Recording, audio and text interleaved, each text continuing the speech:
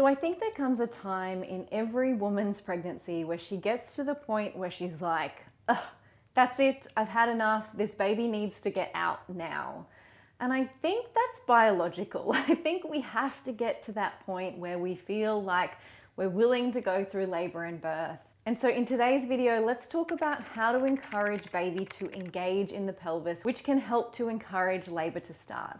Of course, all of this comes with the caveat that babies have minds of their own. This is not necessarily going to ensure that labor does start, but getting baby's head in the right position can definitely help. That being said, we don't really want to encourage baby's head to engage in the pelvis unless baby is in the ideal position for birth. So when we're talking about the ideal position for baby to be in during birth, talking about them being head down and their back running along the outside of your belly. So if you have a posterior baby, so that's head down with their back to your back, I have another video for that, it will be linked below, or breech, where their feet first. These are still positions that you can birth in, and babies are born breech and posterior all the time, but they're not considered ideal because often it means a longer labor. Some women say that it has also meant a more painful labor. So there are certain yoga poses and positions that we can do in the lead up to labor and birth and during labor that open this space here, the inlet of the pelvis,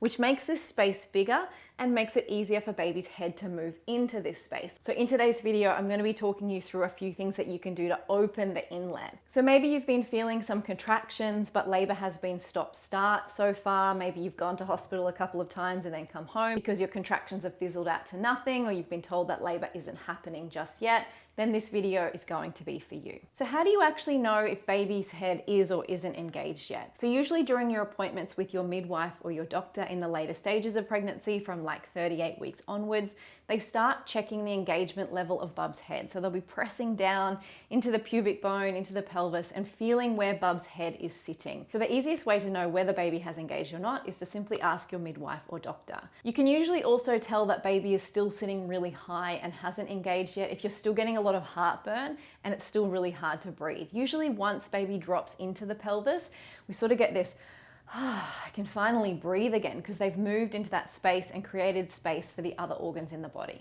And so engagement simply means that the widest part of your baby's head has slipped below what's called the pelvic rim in the pelvis. Often our family and friends will tell us this in the late stages of pregnancy. They'll be like, oh, you've really dropped. It must be time soon. And while their unsolicited observations of your pregnant body is probably a pain in your ass, it can also be a sign that your baby has engaged in the pelvis. During pregnancy, your body is releasing relaxin, which is loosening up all these joints and ligaments that hold the pelvis in place. And all of our bodies are aligned differently depending on the physical movement that we do, the strength that we have in the muscles that support the pelvis. So moving into certain poses and stretching out these parts of the body can help the pelvis to open and also release some of that tension that might be holding your body quite tight. So sometimes I find women who come to my pregnancy yoga classes are really tight on one side. We might find that they hold their pelvis on a certain angle. And so by realigning the pelvis and stretching out those muscles, ligaments, and tendons, we can help to make mobility, which is needed to help baby move through the pelvis during labor and birth. So we can create that mobility in the pelvis. It's going to make the whole process easier. So one of the poses that I often include in my pregnancy yoga classes is the good old Malasana, feet on the floor, supported on a bolster, because this makes it accessible whichever stage of pregnancy you're currently at. And then bringing the elbows inside the knees and just rocking from side to side. So this is helping to stretch through the groin, through the hips. We're working on mobility as well. This is also a great position to start tuning in with the pelvic floor. So while you're here working into the pelvis and helping to release those ligaments and tendons that might be holding your baby out of the pelvis, you can also focus on softening and relaxing the pelvic floor. So while today I'll be going through the poses and talking you through them, if you'd like to be guided through them in a full yoga class, I do have one for helping baby to engage in my online yoga circle, and I'll leave a link below where you can join us over there. When we're stressed, we often hold tension in the face and in the jaw, and we don't even notice that. We do know that the jaw and the throat are connected to the pelvis and the pelvic floor. They even look very similar when you look at them anatomically. And so this is really important during labor and birth, so that when we're preparing, we're really focusing on softening into this part of the body and being conscious of that tension that we're holding and that we're gripping in this place. And that by releasing it in the jaw, in the neck, in the shoulders, we can also help to release that tension in the pelvis and the pelvic floor as well. So movements where the knees are moving in opposite directions is another way that we can modify the pelvic openings and encourage baby to engage. So let yourself rock and roll in this lizard position.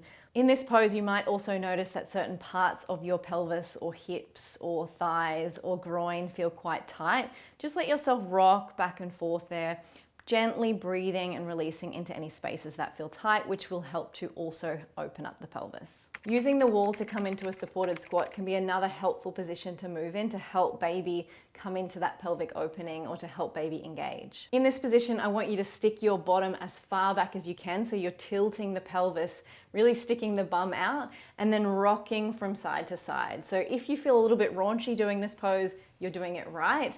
That's the position we want to move into, so that we're creating that opening in that pelvic inlet to make that space for baby's head to move into. If you feel a little bit ridiculous doing this, this is probably also great practice as we head towards birth, where you really do need to let go a lot of those inhibitions and to just follow the lead of your body. Another great pose to help balance and align through the pelvis is stretching into the psoas. So the psoas is a pair of muscles that runs deep in the body from the spine and wraps around the pelvis. So a really tight psoas muscle can hold the baby quite high in the body and prevent them from moving into the pelvis. So often a psoas release is going to be really helpful in allowing that space and allowing baby to engage.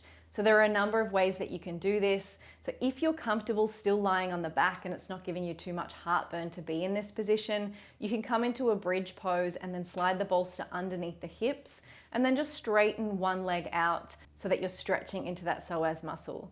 Another way to do this is a variation of hero pose. So if you've got things like reflux and you don't like lying on the back anymore and you want to keep that chest uplifted, bring a bolster underneath the back and just work with one leg at a time. So bend the knee and then gently lean back into this variation of hero pose that will also stretch into the psoas. So any sort of forward leaning pose where you're taking a hands and knees position is a really great one to prepare for birth. It gives baby space to move. So when you're hanging out on hands and knees, your belly's hanging, you're releasing any tightness in this lower part of the belly. So that's really allowing baby to find the space to move into the pelvis if that space is available for them. You can also take the knees wider than the hips, which is also helping to create space, and find some movement, so rocking from side to side.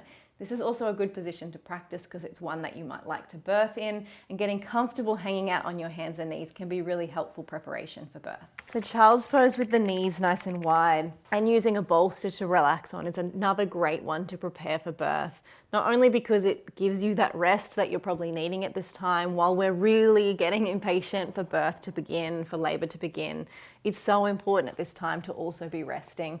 But also this pose is great because again, it's allowing the belly to hang, allowing all those ligaments and tendons to just soften in this space, particularly in the lower belly, is really helpful in making that space for baby to engage. And then the final position I want you to practice in preparation for birth and for helping baby to engage is just a seated meditation. So that could be up on a bolster. You could find a chair if that's more comfortable, lean against a wall, make yourself comfortable. No one wins awards for doing a really intense upright meditation at 40 weeks pregnant. Just make yourself comfortable at this time. It could even be lying on your side if you like. But take this time to imagine the position you want baby to be in. Take this time imagining having your baby, holding your baby. What a beautiful experience birth is going to be.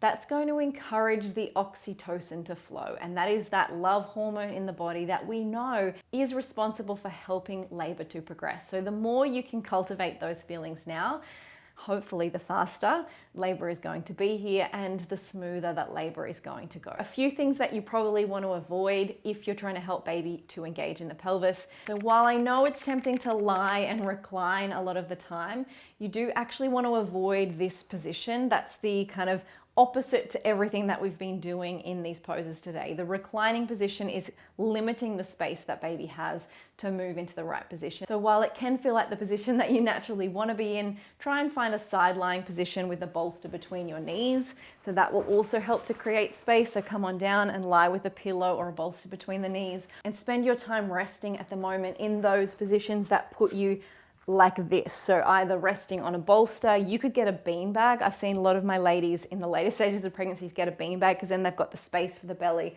They can watch movies in this position and kind of hang out there a lot more than they would if they didn't have those props. So try to avoid that reclining position where possible. Other things that you can do to help baby engage, do lots of walking and swimming. So the movement is really good for the pelvis, getting that mobility, getting that motion happening, and that's going to encourage baby to get into the right position. If you have a birth ball, try sitting on that instead of a chair. Again, that rocking motion, that rolling motion through the hips, you'll just naturally move into those spaces that feel tight and loosen up all of those parts of the pelvis that might be preventing baby from moving into the right spot. If bub is still not engaging, go and see a chiropractor or a body worker who works in this space. So there are also a number of physical movements that you can do, parts of the body that we can press into and stretch out that are going to help to release into the pelvis even more. So if baby still hasn't engaged and you're like, come on, hurry up, book yourself into a chiropractor or a body worker who can work into the pelvis for you. It's going to be really relaxing. You'll just lie on the table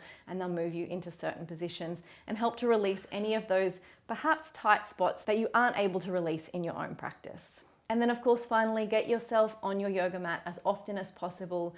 Move your body, practice your breath work in preparation for birth, practice those fear releases. If you're feeling nervous about birth, it's natural for your body to be like, ugh, I don't want to let baby engage because I'm terrified of what's coming. So practice those fear releases around birth.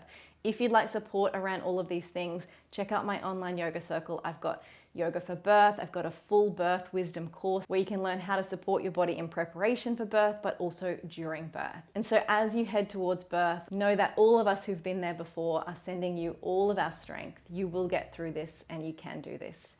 Trust, trust, trust. Namaste.